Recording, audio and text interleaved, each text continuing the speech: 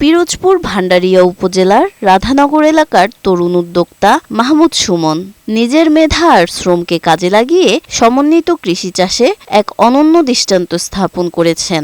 YouTube দেখে উদ্বুদ্ধ হয়ে শুরু করে এই কৃষি প্রকল্প। কৃষি ও মৎস্য উৎপাদনের সমন্বয়ে গড়ে ওঠা খামারটিতে রয়েছে পেঁপে, আম, বাতাবি লেবু এবং বিভিন্ন প্রজাতির মাছের চাষ।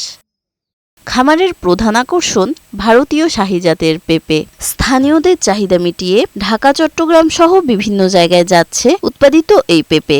সব খরচ বাদ দিয়েও বছরে লাভ থাকছে 10 থেকে 15 লাখ টাকা। তার এই খামারে কর্মসংস্থান হয়েছে অনেকের। আমাকে কোনখানে যাওয়া লাগে না, আর যে দোকানে দেয় তাতে আমার আল্লাহ নিয়ে মাশাআল্লাহ পুষে। 3 বছর হয়েছে এই যে করতেছি, আলহামদুলিল্লাহ খুব ভালো।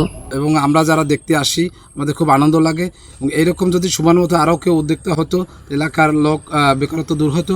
সঠিক পরিকল্পনা ও পরিশ্রমের মানসিকতা সাফল্য এনে দিয়েছে বলে মনে করেন তরুণ উদ্যোক্তা। সরকারের কাছে আমার আবেদন থাকবে যে আমাকে টেকনিক্যাল সাপোর্ট দিবে, অর্থনৈতিকভাবে যদি সাপোর্ট দেওয়া যায় আমার প্রজেক্টের উপরে তাও দিবে।